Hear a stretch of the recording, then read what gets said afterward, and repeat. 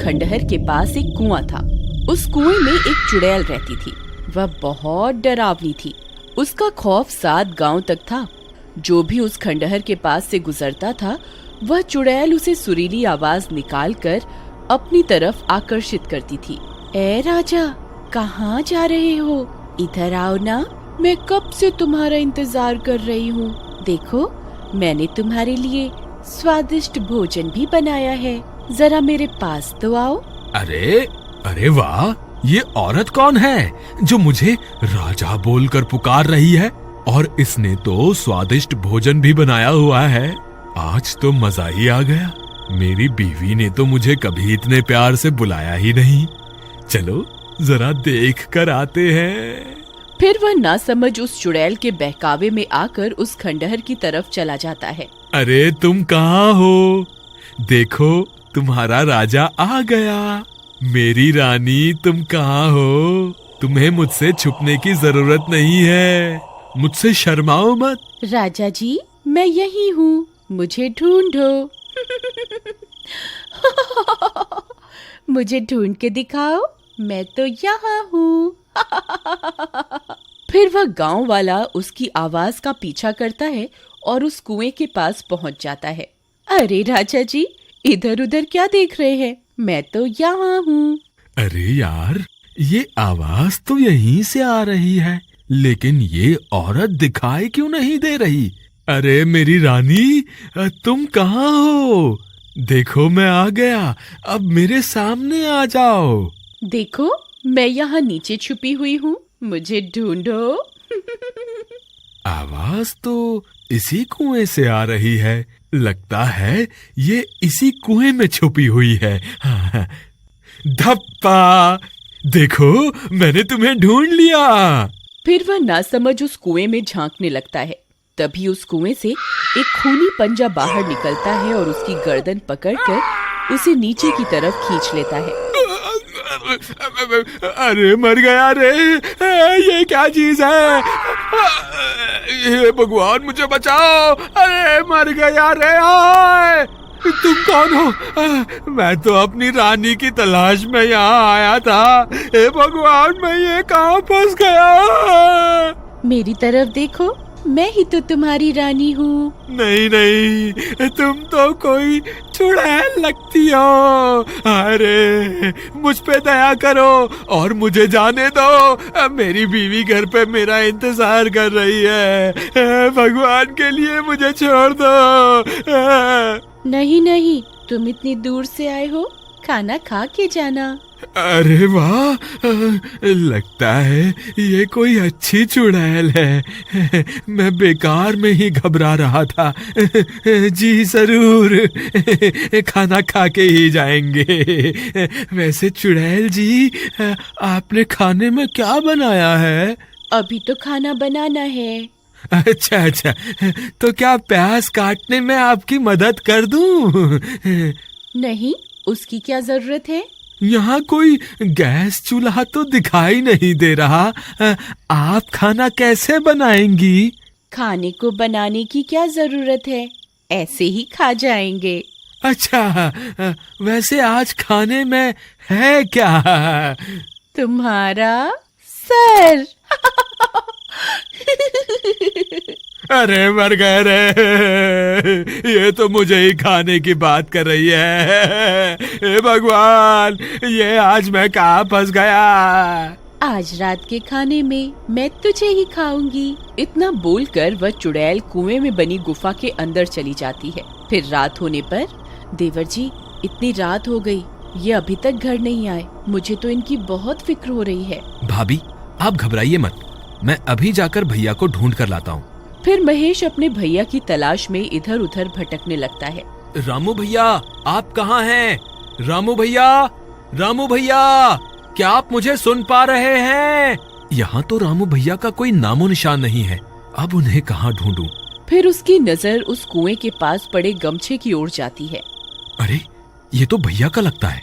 कहीं भैया इस कुएं में तो नहीं गिर गए? अरे मर गए रे! ये तो वही भूतिया कुआं है जिसके बारे में लोग बातें किया करते हैं। हे भगवान, अब क्या होगा रामू भैया का? फिर वह जोर जोर से अपने भैया को पुकारता है। रामू भैया, आप कहाँ हैं? क्या आप मुझे सुन पा रहे हैं? अरे ये तो मेरे छोटे भाई की आवाज है। लगता है वो मेरी तलाश में यहाँ आया है। अरे वाह, ये तो मजा ही आ गया। ये शिकार तो खुद ही यहाँ चल कर आ गया। चुड़ैल फिर से अपनी सुरीली आवाज निकालती है। आओ राजा जी, मैं कब से आपका इंतजार कर रही थी। जल्दी आइए, मैंने भोजन भी बनाया हुआ है। अगर देर हो गई तो भोजन ठंडा हो जाएगा। अरे ये मधुर आवाज किसकी है? ये मुझे राजा क्यों बुला रही है? तुम कौन हो? राजा जी, मैं आपकी रानी हूँ। मैं कब से आपका इंतजार कर रही हूँ। मैं यहाँ इस कुएं में हूँ।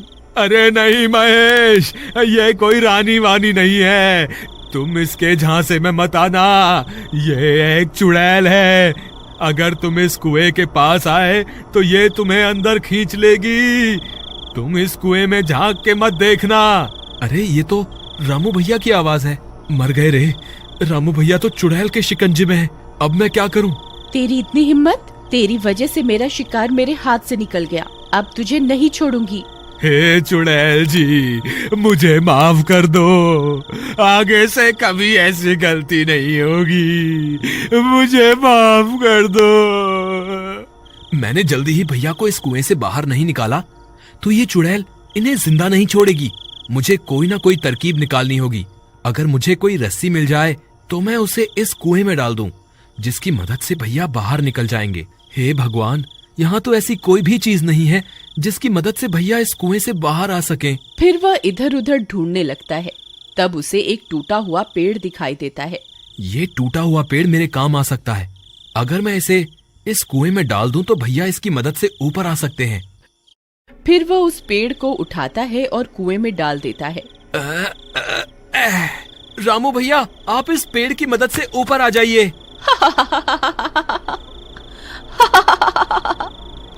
तेरे नासमझ भाई को क्या लगता है मैं तुम्हें इस पेड़ पर चढ़कर इस कुएं से बाहर जाने दूंगी?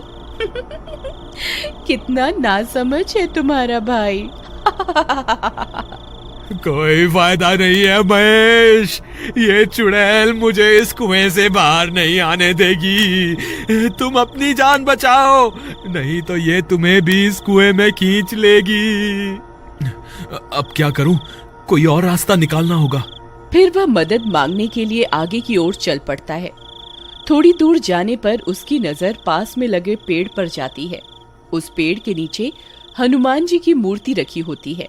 वह उस मूर्ति को देखकर खुश हो जाता है। फिर वह भागता हुआ उस पेड़ की तरफ जाता है और मूर्ति को प्रणाम करता है। हे महाबली हनुमान, आपसे बड़ा बलवान इस सृष्टि में कोई नहीं है। अब बस आपका ही सहारा है। कृपा करके मेरी मदद कीजिए। फिर इतना बोलकर वह मूर्ति को वहां से उठाता है और अपने साथ लेकर उस कुएं की ओर चल देता है। वहीं दूसरी तरफ महेश के आने की वजह से चुड़ैल परेशान हो जाती है। तुझे छोड़कर मैंने गलती कर दी। तुझे तो उसी वक्त खा लेना चाहिए था। बस अब बहुत हो गया।